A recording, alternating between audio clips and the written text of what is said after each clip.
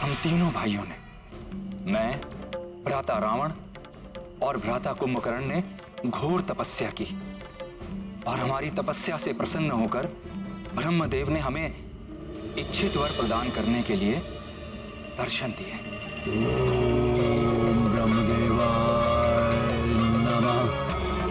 ओम ब्रह्मदेवाय नमः।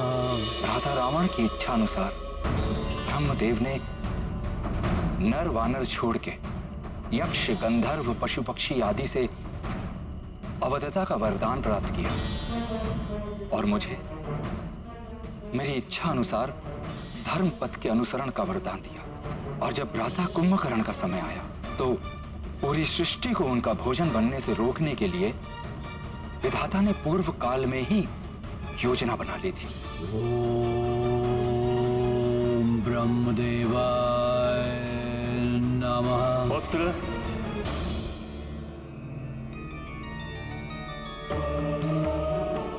प्रणाम ब्रह्मदेव। वत्स कुंभकर्ण, हम तुम्हारी तपस्या से अति प्रसन्न हैं। कहो, क्या वरदान चाहते हो?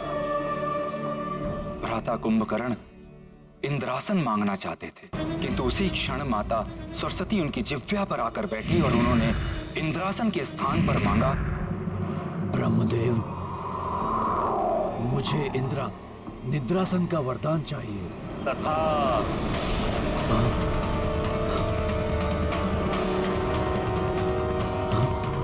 ये मैंने क्या मांग लिया? तुम 6 माह तक निद्रासन पर रहो और फिर एक दिवस के लिए अपनी क्षुधा को शांत करने के लिए उठोगे, फिर पुनः निद्रा मग्न हो जाओ। यही क्रम तुम्हारे जीवन भर चलता रहे और यदि कोई तुम्हें नियत समय से पूर्व निद्रा से जगाएगा तो तुम्हारा जीवन संकट में पड़ जाएगा। किंतु सब कुछ जानते हुए भी भ्राता लंकेश ने असमय युद्ध के लिए भ्राता कुंभकर्ण की निंद्रा भंग कर दी, जिस कारण अब वो अधिक ही दुर्दांत सिद्ध होंगे। आपने जो किया अनुचित किया है भ्राता। ये क्या कह रहे हो तुम? अपनी पत्नी की रक्षा करना प्रत्येक पति का कर्तव्य है। अनुचित कार्य तो आपने किया है, देवी सीता का अपहरण करके। यदि आपको शूर्पणखा का प्रतिशोध ही लेना था तो उस वनवासी राम के साथ वीरता पूर्वक युद्ध करते, परंतु आपने तो कुछ और ही किया। एक चोर कर्म करते हुए सीता का हरण करके एक अत्यंत ही घृणित कार्य किया है आपने। कुंभकर्ण, मेरे अनुज होकर मेरे शत्रु का पक्ष ले रहे हो तुम? नहीं भ्राताश्री, परंतु जब बड़े पथ भ्रष्ट हो जाएं, तो हम छोटों का ये कर्तव्य है कि हम उन्हें उचित मार्ग दिखाएं। भ्राताश्री, शूर्पणखा के बारे में मैं ही नहीं, आप भी भली भांति परिचित हैं और अवश्य ही वो काम के वशीभूत होकर उस वनवासी राम के पास गई होगी और इसीलिए उसकी नाक काटी गई होगी। प्रतीत होता है कि अभी भी निद्रा के प्रभाव में हो तुम कुंभकर्ण, इसलिए तुम्हें दिखाई नहीं दे रहा कि हमारे राक्षस कुल और हमारी लंका को कितनी क्षति पहुंचाई है उन नर और वानरों ने। नहीं भ्राताश्री, धर्म के मार्ग को छोड़कर अधर्म के मार्ग पर चलने वाले राजा और उसकी प्रजा दोनों को ही दुष्परिणाम भोगने पड़ते हैं। काम, क्रोध, मद, लोभ, ये सब मोह विकार हैं मन के, जिनके वशीभूत होकर धर्म और नीति का मार्ग त्याग कर मनुष्य अधर्म और अनीति का मार्ग अपना लेता है। वही आपने भी किया है भ्राताश्री। बंद करो ये अपना नरगल प्रलाप। विभीषण के जैसे द्रोही की भाषा बोल रहे हो तुम। जाओ, जाकर मिल जाओ मेरे शत्रुओं से। देश दे रहे हो, युद्ध के लिए उठाया है मैंने तुम्हें, ना कि प्रवचन देने के लिए। जाओ, लंकेश रावण में अब भी इतना सामर्थ्य है कि तुम्हारे बिना वो ये युद्ध लड़ सके। भ्राता कुंभकर्ण हैं तो असुर, किंतु बड़े ज्ञानी हैं। वो नीति और धर्म को भली भांति जानते हैं। वो भ्राता लंकेश को समझाने का प्रयास अवश्य करेंगे। कदाचित भ्राता रावण भ्राता कुंभकर्ण की बात समझ जाएं। किंतु यदि उन्होंने भ्राता कुंभकर्ण की बात नहीं मानी तो हमें इस बात पे दृष्टि डालनी होगी कि तब भ्राता कुंभकर्ण क्या करेंगे। भ्राता रावण की बात मानकर युद्ध करेंगे या धर्म का साथ देंगे।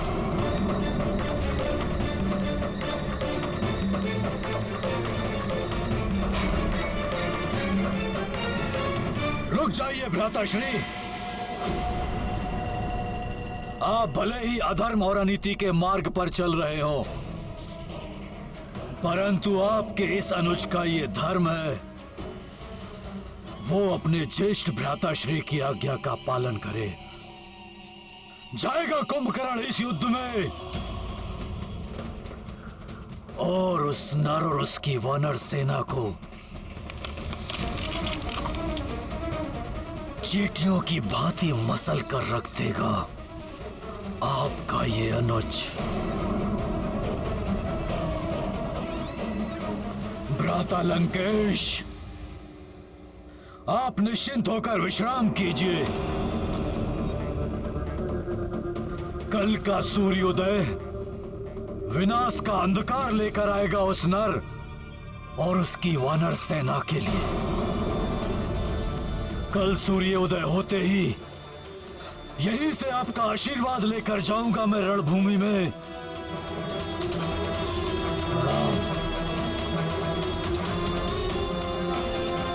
जहां तक मैंने रावण को समझा है, वो बड़ा हठी है।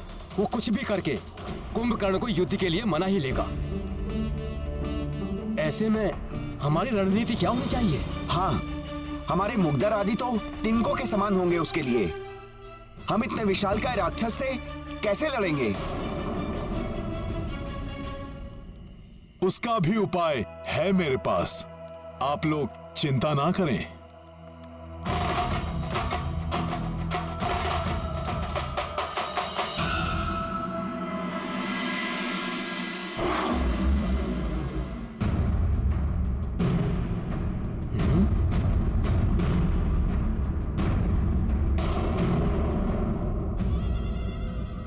जब वो राक्षस आएगा तो हम इन वृक्षों के तनों से प्रहार कर उसका मार्ग रोक देंगे।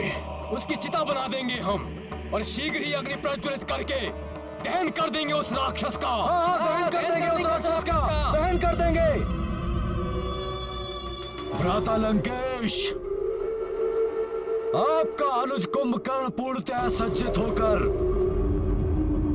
युद्ध के लिए उपस्थित है।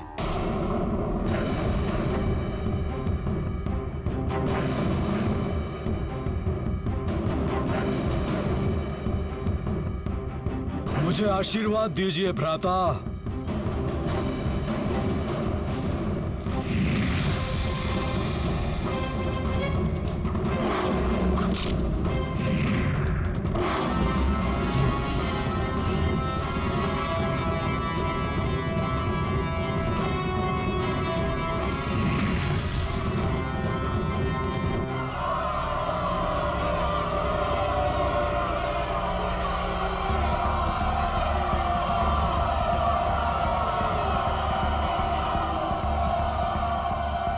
ये क्या भ्राता, इस सेना की क्या आवश्यकता है?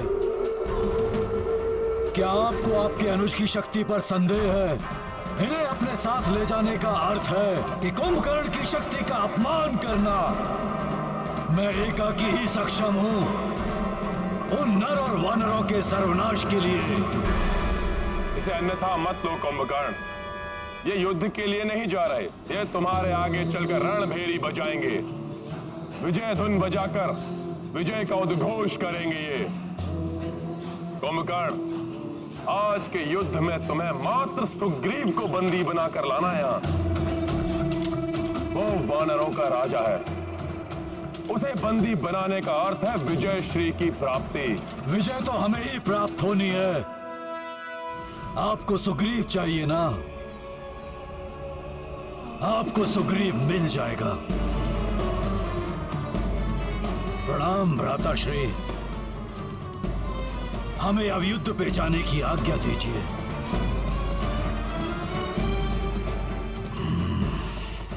महापार्श महोदर, तुम भी साथ में जाओ। रणभेरी लिए हुए सैनिकों के पास अस्त्र शस्त्र भी है, आवश्यकता पड़ने पर उनका प्रयोग कर लेना। कुंभकर्ण का कोई विश्वास नहीं, युद्ध भूमि में ही निद्रालीन हो सकता है वो। और यदि वानरों का रक्त उसके मुख तक पहुंच गया तो वो युद्ध को भूलकर उन वानरों को खाने में जुट जाएगा। ऐसे में उसका उद्देश्य स्मरण कराना तुम दोनों का कार्य है।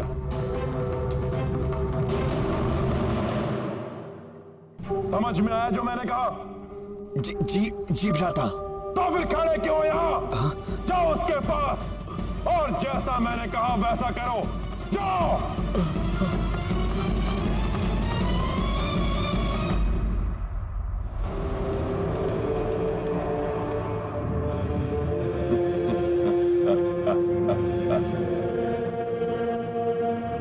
आज अंत होगा इस युद्ध का। विजय भव कुंभकर्ण।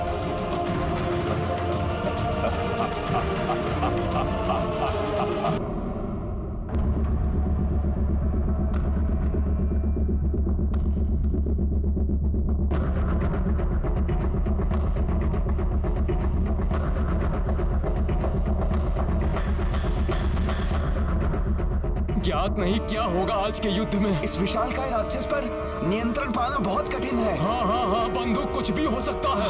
हाँ बंधु, कुछ भी हो सकता है। ये वानर सेना, चींटियों का समूह, मेरे पांव तले मसले जाएंगे ये।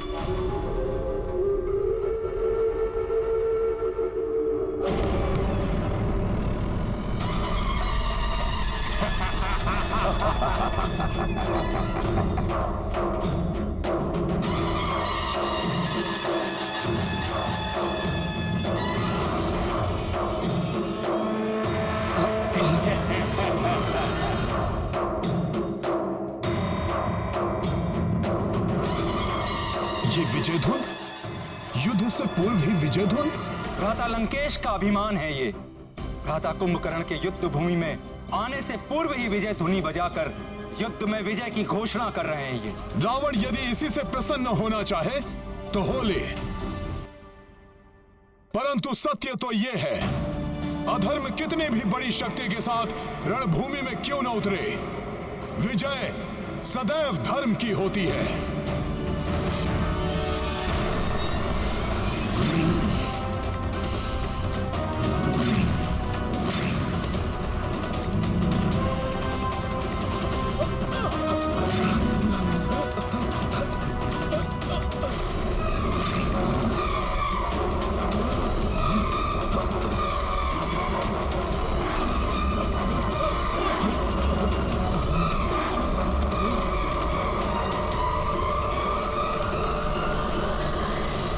विभीषण!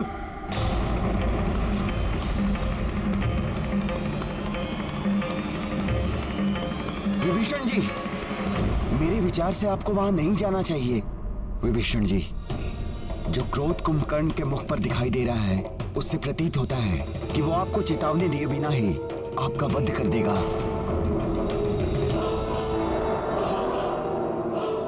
क्षमा करें, मेरे विचार से तो विभीषण जी को वहां पर जाना चाहिए।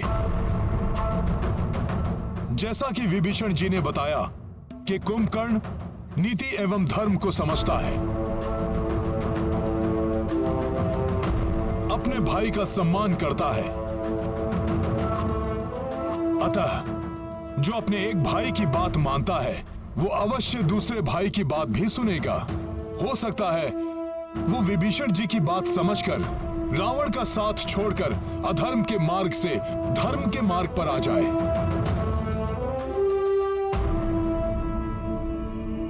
हाँ, उनका अनुज भ्राता हूं मैं, उन्हें सुझाव देने का अधिकार है मेरा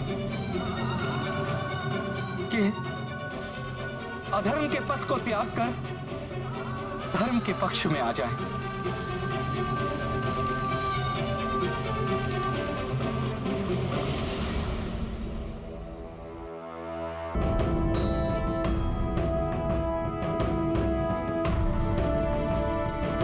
प्रभु, यदि आपकी अनुमति हो तो मैं भी विभीषण जी के साथ जाना चाहता हूं।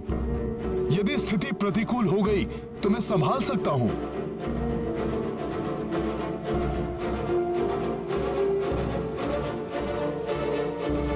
जय श्री राम।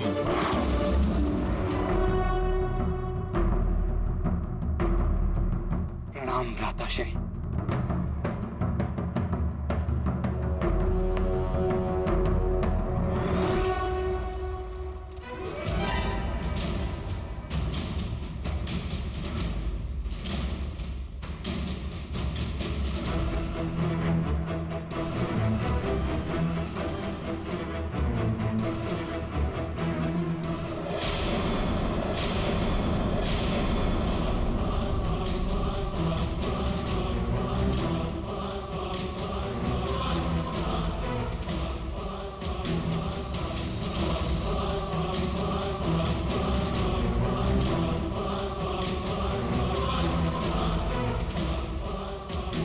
विभीषण, मेरे अनुज, बहुत ही भाग्यशाली हो तुम जो धर्म के पक्ष में खड़े हो। मृत्यु पर्यंत धर्म का ही साथ देना विभीषण। भ्राताश्री, धर्म और अधर्म के मध्य में किसी एक पथ को चुनने का अवसर सभी को प्राप्त होता है। आप भी अधर्म के पथ को त्याग कर धर्म के पक्ष में आ जाइए। विभीषण, मैं भी भ्रातृ धर्म निभा रहा हूं। मैं भ्राता लंकेश से द्रोह नहीं कर सकता। मैं धर्म या अधर्म के लिए इस युद्ध भूमि में नहीं आया हूं। मैं भ्राता लंकेश का साथ देने के लिए इस युद्ध भूमि में आया हूं विभीषण, और मृत्यु पर्यंत उन्हीं का साथ दूंगा। तो मैं भी तो आपका अनुज भ्राता हूं। इसीलिए तो तुम्हें अंतिम बार भेंट करने के लिए बुलाया है विभीषण। जब पुनः हम आमने सामने होंगे, तुम मेरे भाई नहीं बल्कि मेरे शत्रु हो।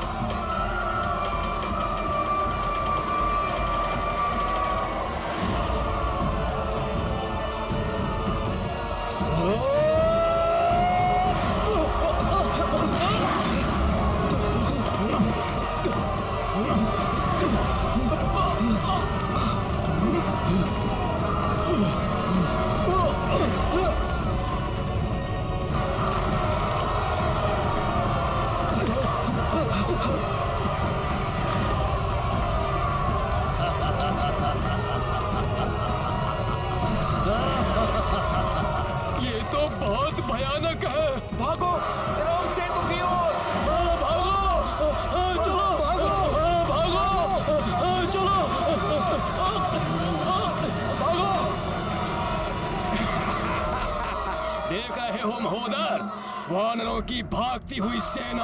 हाँ महापाश, उचित होता कि आरंभ में ही भ्राता कुंभकर्ण को भेज दिया जाता।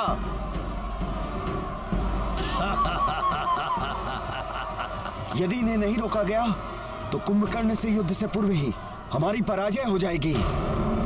हाँ, आपने बिल्कुल ठीक कहा। इनका मनोबल टूट रहा है। हमें शीघ्र ही कुछ करना होगा। हर कार्य एक समय पर होता है लक्ष्मण। एक और हमारे योद्धा भयभीत होकर इससे दूर जा रहे हैं, और दूसरी ओर ये पाप एवं अधर्म का साथ देकर मृत्यु के निकट आ रहा है। इसके पाप का घड़ा बढ़ते ही इसकी मृत्यु निश्चित है। मुझे विश्वास है कि इस युद्ध में पाप और अधर्म के साथ देने वाले को कोई नहीं बचा पाएगा।